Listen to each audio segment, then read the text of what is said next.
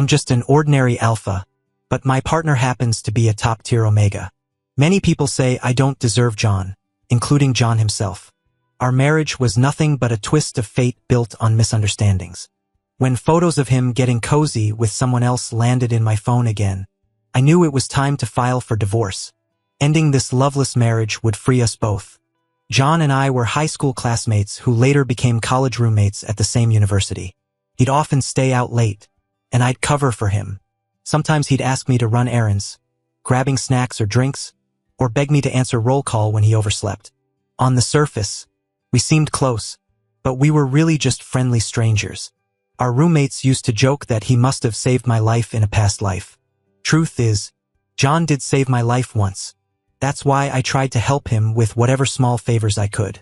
As the heir to the Wilson family empire, he'd never need anything from someone like me. But I hate owing people, so these little acts kept my conscience clear. College life was quiet and routine. Our daily interactions rarely went beyond those errands and roll calls. I assumed we'd drift apart after graduation. That's why I was stunned when his father, William Wilson Sr., the formidable Omega patriarch of the Wilson conglomerate, tracked me down. He didn't waste time. "You're Ivy, Peter," he said the moment he sat down. "I want you to marry my son next month." I blinked. "Why me? You're the first person he's ever liked." He stirred his coffee calmly. "I'll give you $100 million if you agree." The liking me part traced back to a class hangout the night before.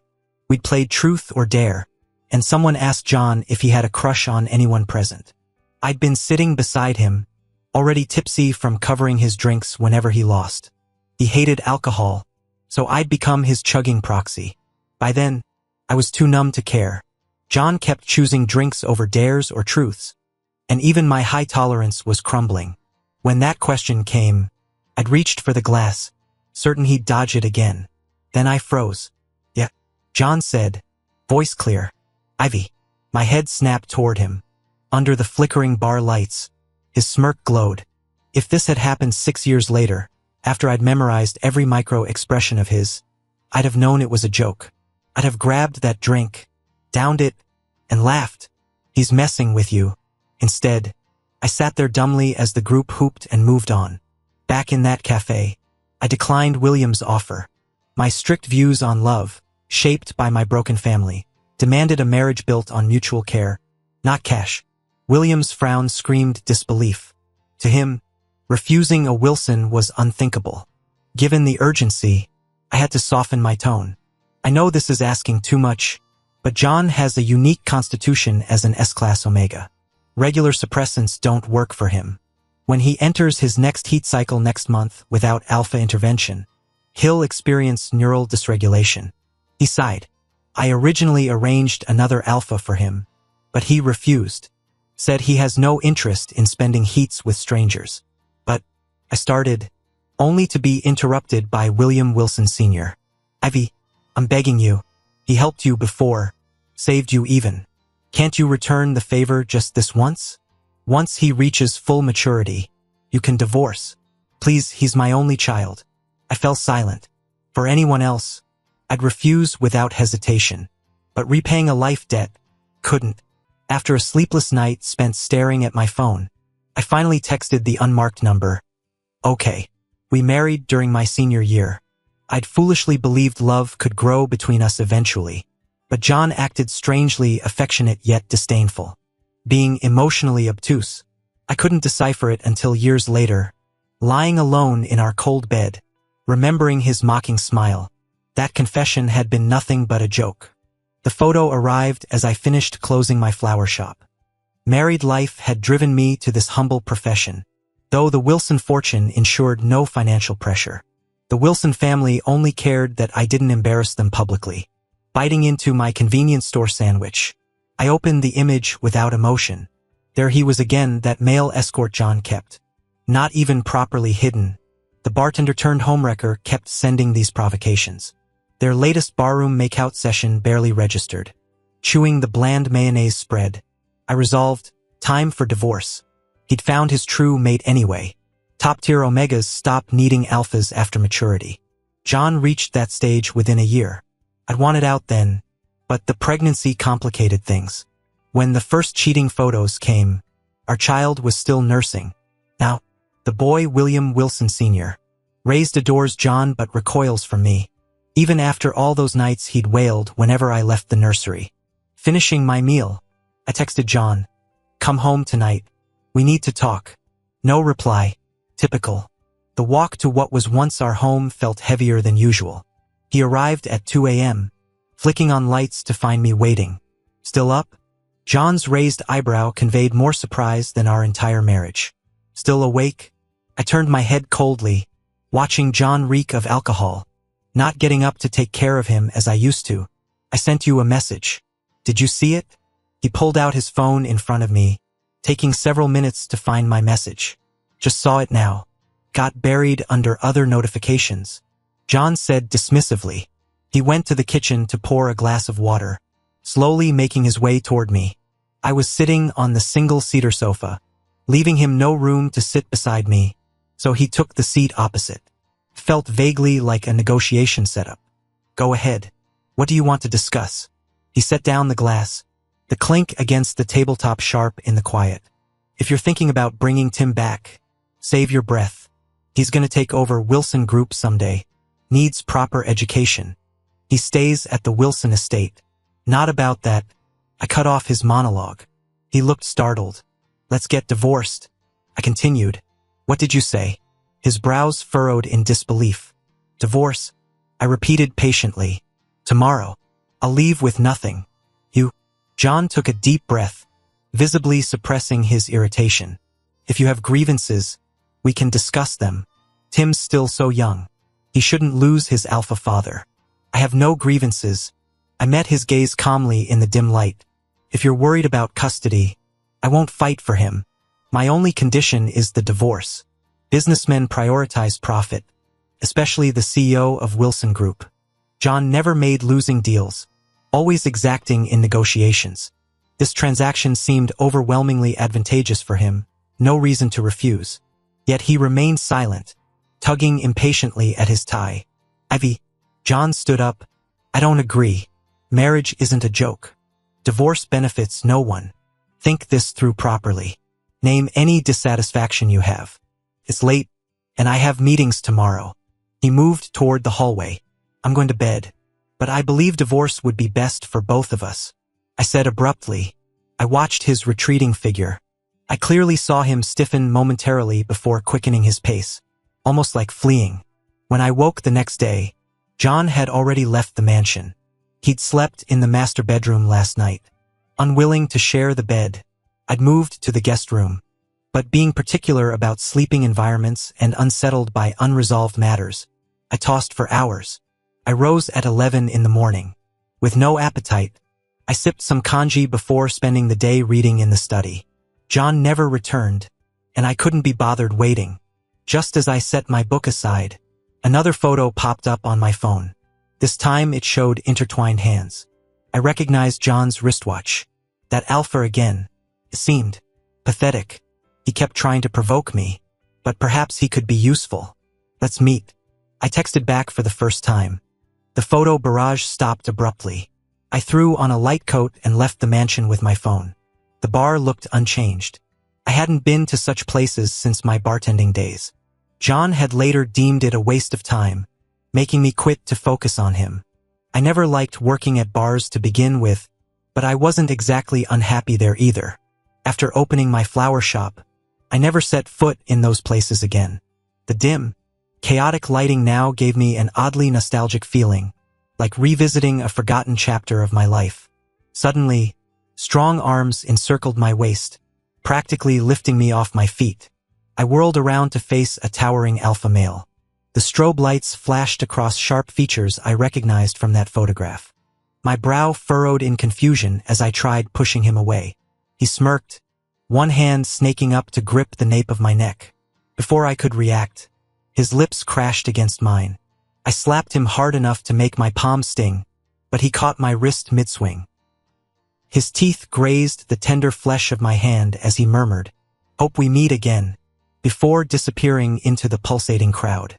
Rubbing the faint bite marks on my palm, I turned toward the restrooms only to have another hand clamp around my wrist.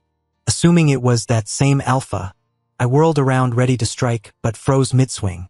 John stood seething before me, a vivid handprint blooming across his cheek. Ivy, he spat my name like poison. Brave of you to slap me after getting caught cheating. Cheating? What the hell are you? Who was that man? John's voice dropped dangerously low as he backed me against the wall. Is this why you wanted divorce papers? Found someone more exciting than your husband? I gaped at him. This from the man whose secret lover I'd accidentally discovered last week? The same John who'd always been the picture of icy composure now sounded like a bad romance novel protagonist. John, I said slowly, have you completely lost your mind? His grip tightened painfully. Twice now you've insulted me over that homewrecker. Dark promise laced his words as he dragged me to his sports car. You're done, Ivy. The mansion gates loomed ahead as John hauled me upstairs, his Omega strength easily overpowering my weakened beta physique. Years of combat training made him capable of taking down 3 alphas barehanded. Against someone like me, he might as well be superhuman. John, stop this. I struggled as he tore at my shirt. Stop. He pinned me to the bed with terrifying calm. Should I calmly accept my spouse's infidelity instead? I screamed. I didn't cheat. He sneered coldly, refusing to say another word as he kept biting my neck. You never listened to me. I struggled violently. What am I to you? Just a toy? Silence. Let go. More silence. John. Suddenly, urgent ringing shattered the frozen air. John stopped biting and straightened up, clicking his tongue in annoyance. He fumbled for his phone in the dark, the screen's pale light illuminating his chiseled features. After a brief exchange, he shrugged his discarded jacket back on. Fine, I'm coming. John hung up and glared down at me. Stay home. No more clubs. Without waiting for a response, he stormed out. Minutes later, car tires crunched gravel outside. Only when the engine faded did I slump against the doorframe, trembling violently. Violent coughs racked my body as I staggered to lock the bedroom door. Divorce negotiations were impossible now. A new plan was needed. My thumb hovered over a buried contact. No hesitation. Mr. Ivy? Sunlight streamed through stained glass onto the floral terrace of the Wilson family mansion. My second visit. I'd avoided this place, clinging to the denial that my marriage wasn't this broken. Finally signing the papers, the Omega across the velvet couch sneered. William Wilson Sr. tilted his chin, maintaining superiority even seated. That passionate speech about preserving family during your wedding, was that all an act? He referred to last year when I'd refused his first divorce proposal. My childhood had been lonely despite having 2 living parents. Becoming an alpha and earning a scholarship to prep school saved me. I'd vowed, I won't let my child experience that isolation. Back then I declared, I'll never divorce while our child exists. William had predicted, you'll regret this. Turns out Tim needs no useless alpha parent. Like you said, everyone regrets eventually. I met his gaze steadily. Your wisdom rings true. I want the divorce now. I won't fight for custody. I just want him to grow up healthy, safe, and happy. That's not too much to ask. William Wilson Sr. clearly hadn't expected my calm demeanor, his thin lips parting after a long pause. Don't come crying with regrets later. If my son hadn't taken a liking to you back then, you'd never have set foot in this house. William's voice dripped with disdain. Remember that when the remorse hits. I maintained a polite smile. There'll be no regrets. Not now. Not ever. My pen glided across the divorce papers. Perhaps you've misunderstood something, Mr. Wilson. John's so-called affection was always just recreational. The signature line where John should have signed had remained empty since our wedding day. I slid the document across the mahogany desk. 6 years of marriage for $100 million. The Wilsons do pay handsomely. I left without waiting for his response. The grand foyer echoed with my heels until I collided with a small figure. Tim stood frozen, chest heaving from running. 12. He already carried the Wilson arrogance in every pore, the cold tilt of chin mirroring John's, the dismissive gaze that never quite met mine. My former sunshine, now a stranger wearing my child's face. Kneeling, I wiped sweat from his forehead with my handkerchief. His flinch went straight to that hollow place where my heart used to be. What are you doing here? The question came sharp. Adult. His second sentence to me in 3 years. Come to spy on me? Before I could answer, he stepped back. I told you not to come. I'm busy. Tiny hands adjusted his miniature suit. Grandfather says I'll inherit everything. Don't embarrass me anymore. The silk handkerchief found its way into a trash bin outside. Midnight found me packing in the master bedroom's walk-in closet. Our scents still lingered here, his cedarwood cologne clashing with my jasmine perfume. Memories surfaced unbidden. John nuzzling my gland during ruts, teeth grazing unmarked skin. How he'd whisper promises against my collarbone, only to don his boardroom mask come morning. 6 years of heat cycles spent clinging to each other. 6 years of daylight distance. Turns out pheromones make convincing liars. Dawn saw me scrubbing my flower shop's floors. The closed forever sign swung cheerfully as I boxed inventory. Time to leave the city where every corner smelled of betrayal. I hadn't been tidying up the shop for long when the doorbell chimed. Glancing up, I spotted an uninvited guest. A blonde, green-eyed alpha, Maurice Carter, John Wilson's affair partner. His gaze swept the room before landing on me, eyes brightening. There you are. He strode toward me, clutching a flower pot. I pivoted to place it between us like a barrier, glaring warily. Had the homewrecker come to pick a fight? He ignored my hostility, all smiles. Do you have white roses? None. I resumed reorganizing display shelves. When I kept ignoring him, his tone turned plaintive. Did I offend you somehow? I met his gaze coldly. What do you think? Oh, about that bar kiss? He batted his lashes. Darling, it was just a truth or dare. My apologies. Truth or dare. I'd already suffered enough from that excuse. Whatever. I resumed stacking gardening gloves. No roses here. I wasn't selling my dignity alongside bouquets. Try another florist. His smile didn't waver. You dislike me, don't you? Setting down my shears, I stared him dead in the eye. Yes. His grin widened. Shame. I rather like you. Get out. Is this about John? His smirk turned venomous. We're merely business partners. The bartender bit? Just a joke. My fingers tightened around a watering can. He'd flooded my phone with photos. John buying him drinks. John laughing at some private joke. John's hand lingering on his shoulder. All staged. Apparently. Maurice Carter. He extended his palm. Wilson Enterprises International Liaison. My cologne on him must have caused misunderstandings. When I didn't move, he seized my wrist. You're divorcing him, aren't you? He chuckled again, flashing sharp canines. Because of me? I shook off his hand. Don't flatter yourself. Maurice leaned closer. If it's not about John, why are you so pissed? I didn't mean to let him catch my pheromones. Can't help we've got 92% compatibility. Is that so? His fingers hooked around the edge of my scent patch. Let me return the favor. The suppressant strip tore before I could react. Rose essence flooded the flower shop. Ah, the scent? He inhaled deeply. Guess I got my roses after all. I slapped the patch back on. Sexual harassment much? Maurice shrugged. Gender laws don't protect alphas. His smirk said cops wouldn't care. Fucking alpha queer. He didn't deny it. For excruciating hours later, I finally escaped. The memory of him snapping flower stems between manicured fingers while helping made my skin crawl. Only when I started boxing his ruined bouquets did he behave. I delivered arrangements to regular clients, preparing the rest for sale. Maurice bought every damaged bloom anyway. At closing time, I hailed a cab to my hotel, desperate for distance. He didn't follow. Relief lasted until my Uber stopped at the hotel entrance, where Maurice stood holding 2 room keycards. Don't get excited. Coincidence. He swiped into the room adjacent to mine, flashing that infuriating grin. Small world.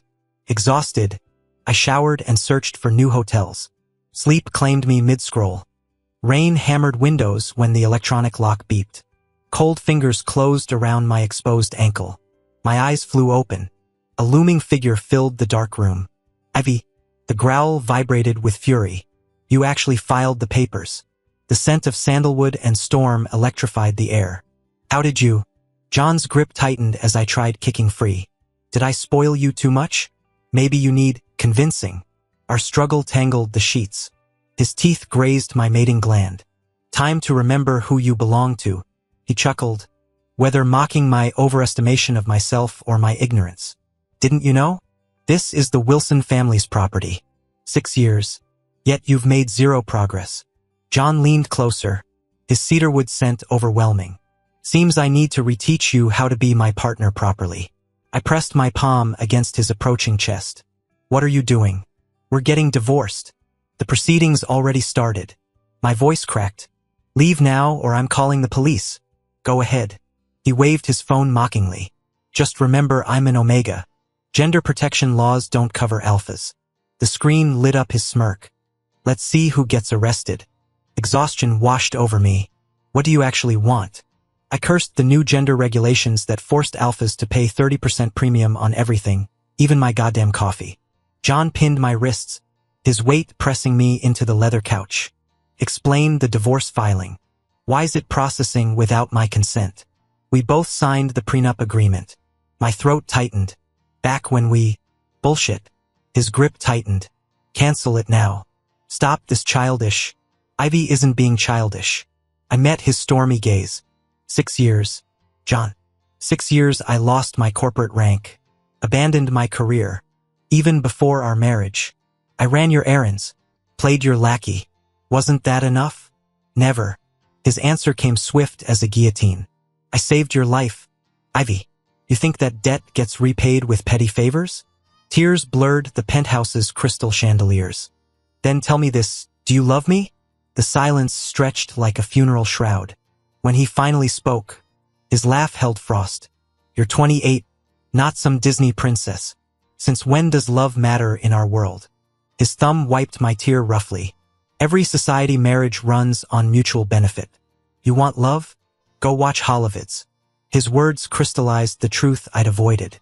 All those whispered promises under silk sheets, just another transaction. My trembling fingers stilled.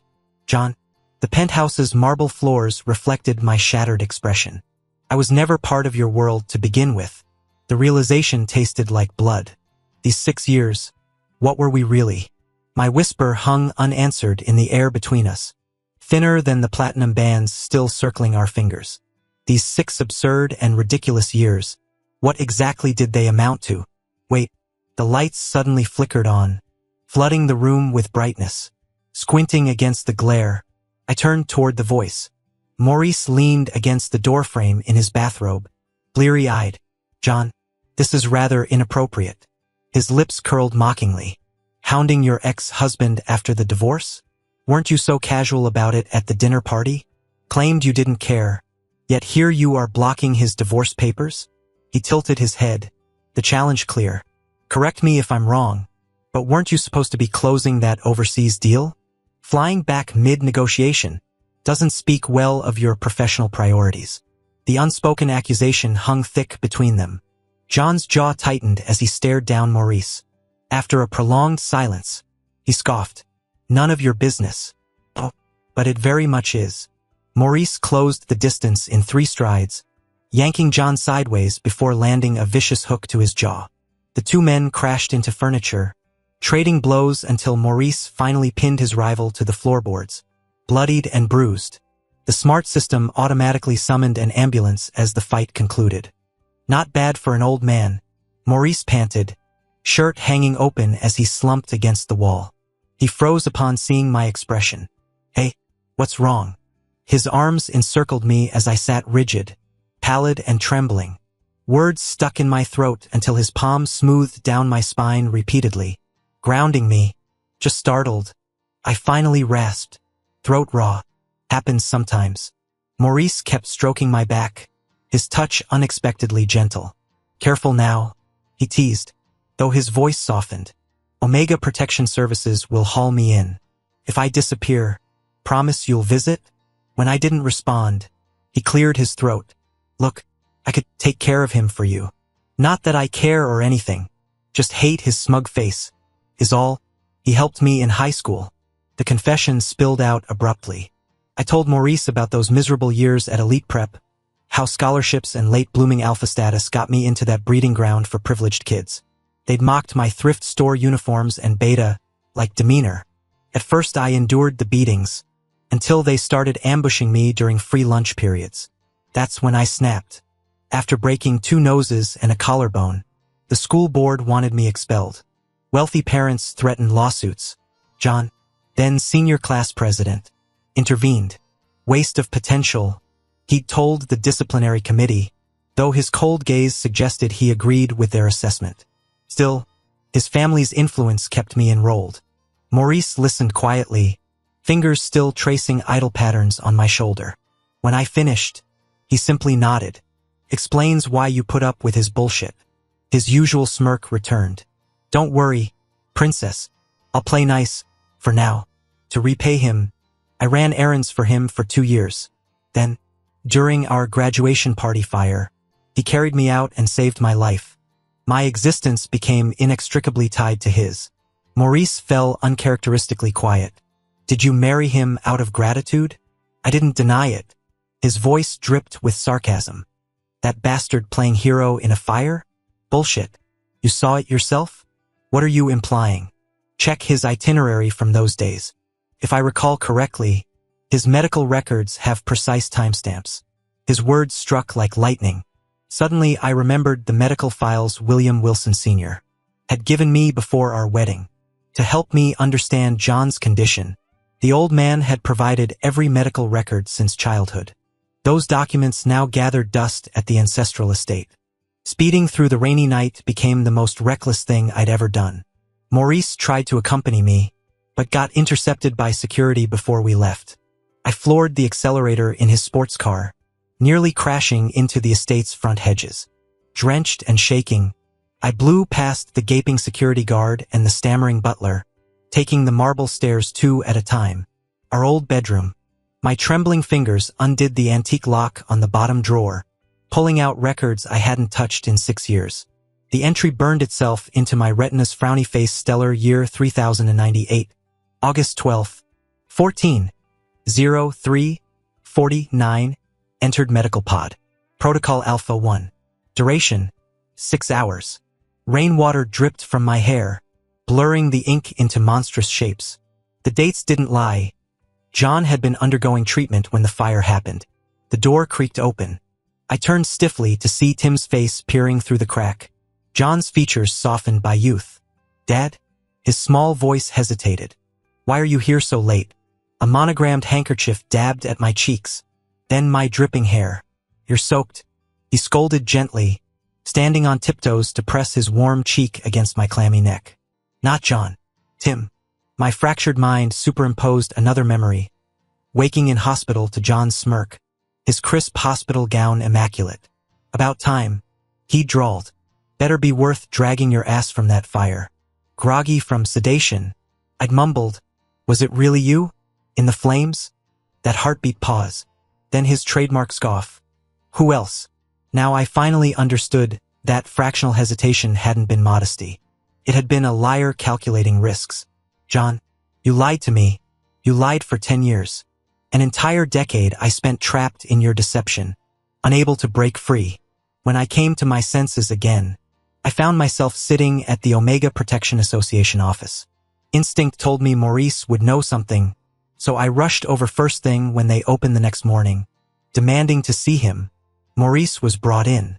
Oh, darling, I knew you'd come visit me, he drawled, shackles clinking as he leaned back with undimmed arrogance. Those teasing eyes studied me before he sighed dramatically. Fine, I do know things. Your childhood secrets, how you forgot about me. Breaks my heart really. You loved interrogating every blade of grass. Saved dinner for bedtime snacks to stave off hunger pangs. That stubborn moral code chain smothered you, always repaying debts instead of living. That's why I kept silent, wanted you to carve your own path. Future. The word felt foreign. My memories smelled of mildew and cheap liquor, a windowless basement where days bled together. 2 we'd friends grew with me through cracked concrete, our entire world 3 square meters of rotting plaster. Hunger and dampness marked time, not sunlight. Tomorrow meant nothing when survival consumed today. I escaped the slums with someone, I told Maurice hollowly. built a home. Then at 18, they vanished, leaving only a note. Maurice suddenly ruffled my hair, his touch startlingly gentle. How can you write off tomorrow without seeing today's world? Get that divorce first. I'll show you everything. His whisper warmed my ear. Patience. Little weed. Didn't you promise your concrete garden we'd travel? I never forgot. That honeyed smile almost convinced me. Before leaving, I secured contracts through his jailbird connections. Desperate times. Driving Maurice's vintage convertible to the Wilson estate, I finalized paperwork. The divorce decree would reach John's mansion by noon. No more debts. No more lies. If John wasn't my savior, I owed him nothing. Those 6 years. Consider it repayment for him vouching for me. I pushed open the car door and immediately saw Tim standing at the entrance, crying hysterically. The moment Tim spotted me, he rushed over and threw himself against me. His small frame trembled with suppressed sobs. Dad, are you divorcing father? Dad, don't you want me anymore? I gently patted his back, murmuring reassurances as I carried him into the Wilson family estate. John sat on the velvet sofa, bandages stark against his pallid complexion. His usual icy detachment had fractured into something raw as our eyes met, the realization that even his considerable influence couldn't stop this avalanche. Where's the divorce certificate? I asked the butler without preamble. When the embossed paper touched my palm, years of tension dissolved in one shuddering exhale. Finding such joy in destroying us? John's voice cracked like winter ice. Ivy, don't you dare regret this. I'll never let you see Tim again. That familiar smugness crept back into his expression, the false confidence of someone clutching at imaginary leverage. But I'd prepared for this moment. Setting Tim down, I produced the legal documents from my briefcase. The $10 million from the Wilsons? I'm transferring full ownership to Tim. No, Daddy, don't leave me. Tim desperately clutched my sleeve, tears soaking through the fabric. I cupped his damp cheek, memorizing the constellation of freckles across his nose. At the Wilson estate, you'll have tutors from Oxford, fencing masters from Madrid, everything to become that brilliant hero from our bedtime stories. This money, it's the most precious gift I can give. Whenever you need me, just call. But Father said if I'm good and study hard, you'd come back. Tim whirled toward John with sudden fury. You liar. Just because Grandpa never loved you doesn't mean I should lose my dad. Take him upstairs. John snapped at the staff. As they carried the screaming child away, he closed the distance between us. The grandfather clock's pendulum marked the heavy silence. The photos were staged. He finally said, jaw working. If that's what bothers you, I'll end it. We both know this is just a tantrum. You love me. Rescind the papers and we'll pretend. The laughter burst from me like shattering glass.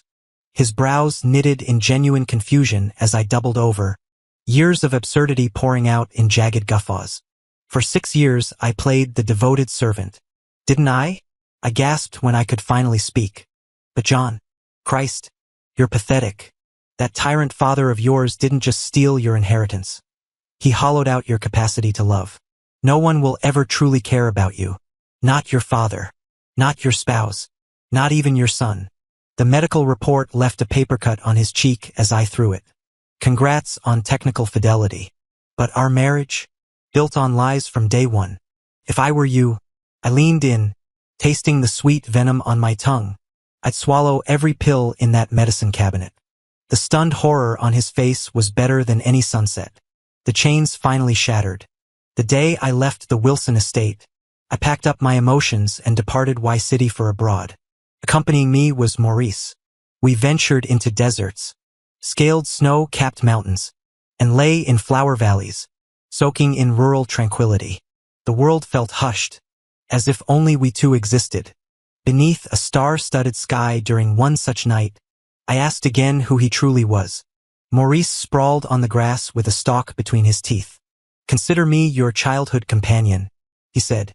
My face lit up with sudden understanding so plants could become human. Maurice instantly read my thoughts.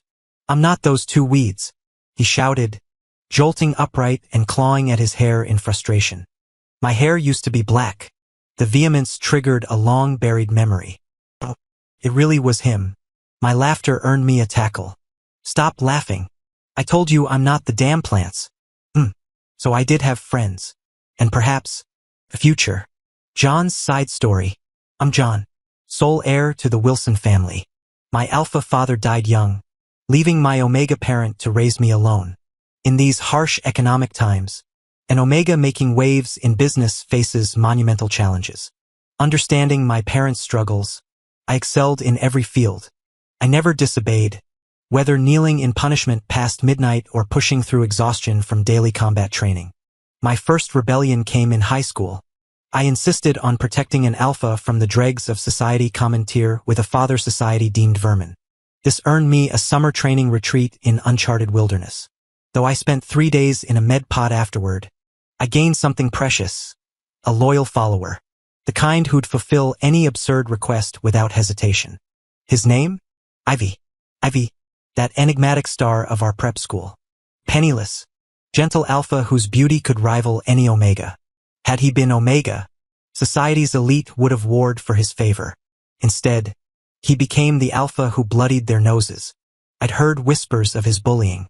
Sometimes I'd see him staggering up from beatings, clutching his lunchbox like some tragic heroine, indifferent to his bruises.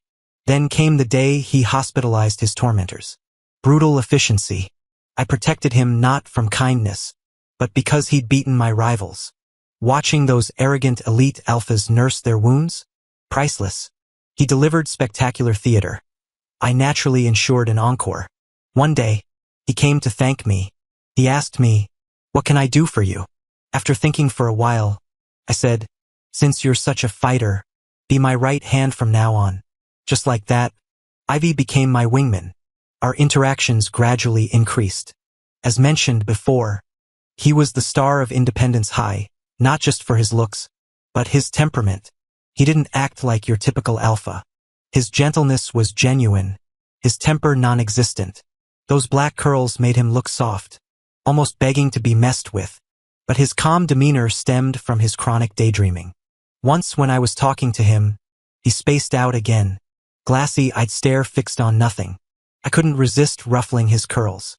"You always zone out like this?" He blinked back to reality, slowly mumbling, "Hungry. Daydreaming conserves energy." Watching him deadpan those words, I burst out laughing. He seemed confused by my reaction, studying me intently before drifting off again. Unbelievable. How could an alpha be this adorable? Nothing like those smelly, arrogant specimens. I hauled Ivy to his feet. "Come on, let's get you fed." Couldn't have my wingman starving to death. We spent 2 years together until graduation. On the night of our class farewell dinner, my hormonal imbalance kept me bedridden. I planned to confess to Ivy that day. The next time I heard about him was when the hospital called about his fire injuries. I had him transferred to the Wilson family's private hospital. Sat by his bedside all night, memorizing every burn report. The files mentioned a dark-haired alpha rescuing him. Ivy's the loyal type. He stuck with me for 2 years just because I covered his debts. What would he do for someone who saved his life? Would that alpha steal his attention? Not on my watch. Ivy's eyes should only see me. When he finally opened his eyes, his first question was, "So, you're my rescuer?" I hesitated. Never imagined fate would hand me this gift. Ivy didn't know his savior's identity. "Yes, I'm selfish, cold, hypocritical. But when you get what you want, do the methods matter?" Not one damn bit. That alpha was already on life support. Dead men tell no tales. With him gone, Ivy would never learn the truth. My wingman would stay mine. At our college reunion senior year, I dragged Ivy to the bar. Watched him get pleasantly buzzed, his gaze turning hazy. The truth or dare bottle spun across the table, landing on me again. This time the question was, "Is there someone among all the people here that you like?" Ivy reached for the wine glass and shook his head. I couldn't resist teasing him. "Well, yes, Ivy." When he froze in place, I laughed again. "Ivy, you dummy. I like you." A week later, my father slid 2 blank contracts across the table. "Sign these and you can be with that penniless alpha." "Who? Who else?" "That curly-haired puppy following you everywhere." I frowned. How did father know about Ivy? His control had always been absolute. Anything I cherished, He'd destroy. Why him? Didn't you declare your affection? Protect your toy this time. Don't come crying when it breaks. His nose wrinkled in disgust. Must you always fixate on these pathetic trinkets? Like your birth father, utterly lacking refinement. I stared at the unsigned documents. He's already agreed to the terms. Father purred, pushing them closer. Unless you'd rather lose him? Impossible. I signed with swift strokes. His satisfied smile mirrored countless childhood moments when he guessed my hidden candy stash. Our family was poison ivy would never understand. But he'd said yes. That meant something. Marriage mattered to him. If I shielded him properly, we'd be happy. We had to be.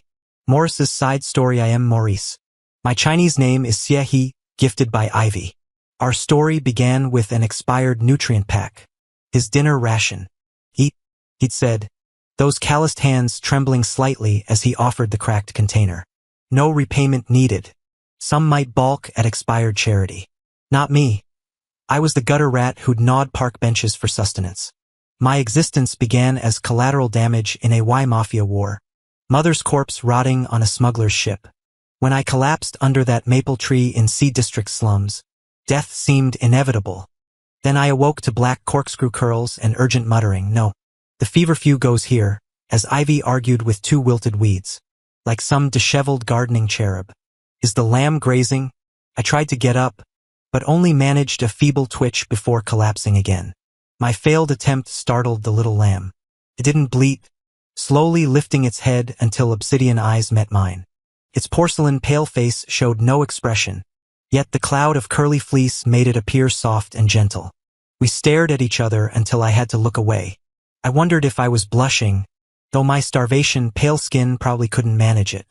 God, why create such an adorable creature?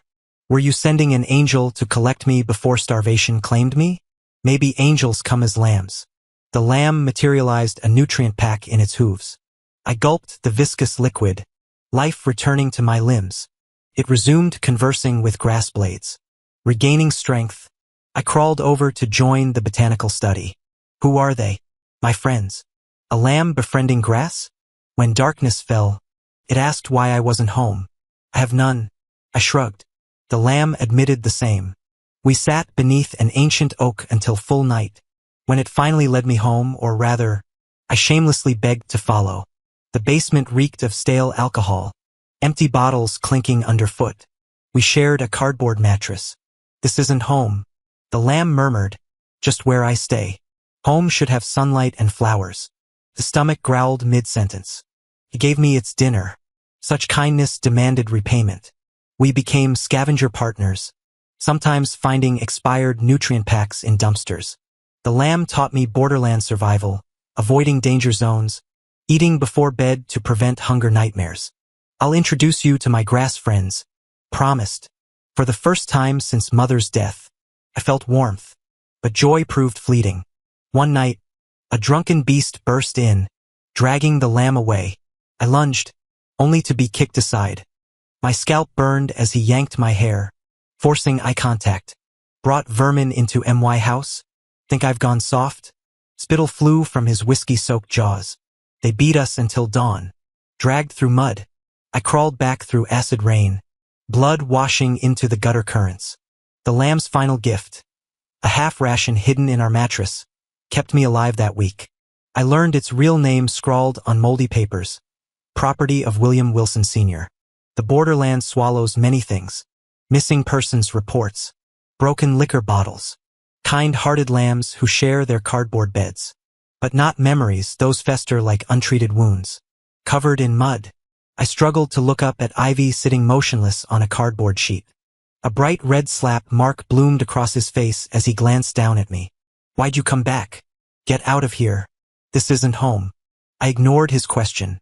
Let's find our own place. Ivy. Finding shelter proved brutal. We'd wandered homeless until presenting as alpha phenotypes, which got us enrolled in remote district schools. But the system only provided education, not meals. My grades tanked, forcing me into illegal underground fights for cash. When Ivy found out, he occasionally joined me. We saved enough for a single-room apartment, just a bed and rickety table inside.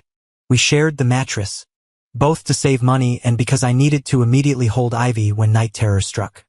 His nightmares always featured fists. I pull him close, murmuring we're safe. We're home against his hair. Not in storm drains. Not in moldy basements. Our first real sanctuary. Ivy excelled in school and got into Tremont High. During breaks, he'd fight for grocery money while I hoarded earnings for a future house. He once mentioned quitting to work full-time, but an Omega patron had secured his scholarship. Good, I never wanted him dropping out. One illiterate per household was enough. Our savings grew slowly. Not enough for property, but sufficient to stop dumpster diving. Until the day I saw Ivy step out of a luxury hovercar I recognized from fight promoters. An Omega tousled his hair while sneering at our neighborhood. Disgusting slums. How can anyone live here? The stranger gripped Ivy's shoulder. Ivy, Peter, come stay at my estate. Ivy's brow furrowed. This is my home. Our home. The anchor we'd clawed to build through years of rootlessness. The affirmation should have comforted me, but bitter inadequacy festered instead. If I were stronger, could I give him marble halls instead of peeling wallpaper? I waited until the hovercar vanished before entering. Ivy stood bathed in afternoon light, golden flecks swirling in his dark irises like sunlit sediment. He froze upon seeing my injuries. You're bleeding everywhere. Medical spray hissed against my temple as his warm palm covered my eyes. The cool mist spread across torn knuckles, antiseptic itch radiating through battered muscles. Other wounds? His fingers brushed my shirt hem. Panicking from sensory overload, I shoved that day's project into his arms. Flowers? He stared at the colorful bundle. Artificial ones. I kicked concrete dust under our bed. Real roses cost half our rent. The lie burned my tongue. I'd traded 3 broken ribs for these silk peonies at the black market. But Ivy's sunrise smile made every bruise worthwhile. John adored flowers, so I spent ages learning to craft a perfect bouquet. Here, a gift, I said, meeting his wide, delighted eyes with a smile. John, I hope we can stay together like this every single day. When did I first fall for him? Hard to say. Maybe that initial glance. Or during one ordinary morning after countless nights clinging to each other for survival. Sunrise gilded his sleepy face, and suddenly I was staring at an angel. Was it the nutrient shakes I scavenged for him? The way he'd murmur thank you, River with those Bambi eyes? His tender heart? That guileless gaze? Who knows? Once, I took Ivy to Mom's favorite chapel. We'd been homeless so long, begging for divine mercy. I knelt till my knees bruised, yet remained life's cockroach. When I finally glared up defiantly at the stained glass, a sunbeam suddenly haloed Ivy's matted hair. In that moment, I understood God did pity us. His compassion had sent this angel to hell. After meeting that Omega, I fought like a rabid dog in underground rings for extra credits. One night, bloodied and wheezing, I stumbled into a suited man. My eldest brother's nemesis, Mom's long-lost brother. I'll help you slaughter that bastard, he offered. Make you cartel kingpin. Beyond vengeance. My first thought blazed. Now I can give John silk sheets and 3 meals. I raced home only to find John's note. Gone to high school reunion. Scrawling wait up. Huge news. I almost bolted after him. But last time I chased him across 3 boroughs, the reunion venue became an inferno. I waded through flames, hardening pheromones into a shield around him. They peeled me from the rubble with 3rd-degree burns and scrambled neurons. Uncle dragged me to Y Country's gene tanks. 3 years coma. 1 year relearning how to walk. When I finally flew back to C Country, they told me John had married that Omega from our old tenement. I never returned, devouring rival gangs until Mom's grave received her murderer's skull.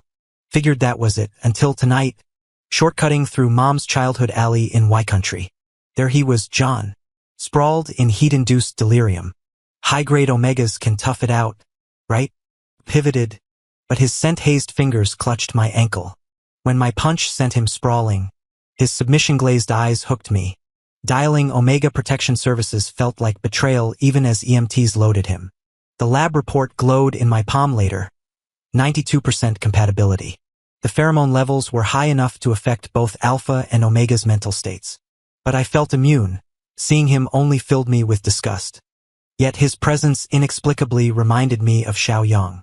Eventually, I returned to Country C under the guise of business collaboration. There I found the person who'd haunted my dreams for 5 years. But he wasn't happy. How could he not be happy? Seeing Xiaoyang regress to the fragile state from our first meeting ignited fury, confusion, and heartache within me. Xiaoyang, didn't you swear you'd only marry for love? Why does living within love still leave you drowning in sorrow? Back in Country Y, insomnia gripped me night after night, Xiaoyang's desolate eyes haunting every dark hour. If you're unhappy, then come with me. I made my decision. I'd destroy John and Xiaoyang's marriage. Returning to Country C, I began infiltrating John's orbit, deliberately leaving traces of my pheromones during encounters. I commissioned dozens of photoshopped images depicting intimacy with John, mailing them to Xiaoyang despite the nausea each batch induced. Xiaoyang built walls higher than skyscrapers. If I didn't carve myself into his memory now, I'd never get close. He needed to remember me, yet never discover my true identity. I couldn't let him see how despicable Maurice had become. The plan accelerated faster than expected, thanks to John's astonishing gullibility. My intention was to reveal the fabricated affair only after their divorce. The first phase succeeded. Phase 2, whisking Xiaoyang away to rebuild our lives, hit an unexpected snag. We were watching the ocean when sea winds tousled his hair. Maurice? He turned, and for a heartbeat, I couldn't tell whether the sea or his eyes held deeper darkness. You're the one who saved me, aren't you? My silence stretched before I nodded. The injuries, they were severe. The fire's legacy still twisted across my chest, a palm-sized ruin of flesh. Show me? His pleading gaze undid me. You know I can't refuse you, Xiaoyang. I unbuttoned my shirt, revealing the grotesque scar. His trembling fingers brushed the marred skin, feather-light yet scorching. The tenderness in his touch felt like a bullet through my ribs. Why does being treasured hurt more than flames? After that incident, I intensified my corporate siege against the Wilson family, temporarily driving them back to domestic markets. John might be a fool in love, but he's no amateur in business. Ironically, Tim later founded a rival company that now challenges him openly. These days I often laugh at the poetic justice, though I quickly stifle it when Xiaoyang gives me that questioning look. Now I've brought Xiaoyang to my hometown. That's why William Wilson Sr. A sudden appearance shocked me. Xiaoyang eagerly pulled me forward through the festival crowd, our traditional garments too thin against the chill. I wrapped us both in pheromones. Roses sharpened by frostbite clarity flooding my senses, dizzying. Wind caught the translucent gauze trailing from Xiaoyang's attire, the fabric billowing like fledgling wings. As we neared the festival's heart, he glanced back, eyes crinkling with sunlight. Ivy, thank you. He recognized me. When did you? My foggy mind couldn't piece it together. He smiled, probably back at the hotel when you hugged me. I sensed it was you, though you seemed reluctant to let me know your identity. But today's too joyous. I couldn't help revealing it. Apology tinged his voice though mirth still danced in his eyes. Ivy Peter stood wrapped in white robes embroidered with jade vines, like spring defiantly blooming through blizzards. This winter-defying essence of rebirth. Overcome, I grasped his hand and crushed him against me. My lips met spring itself,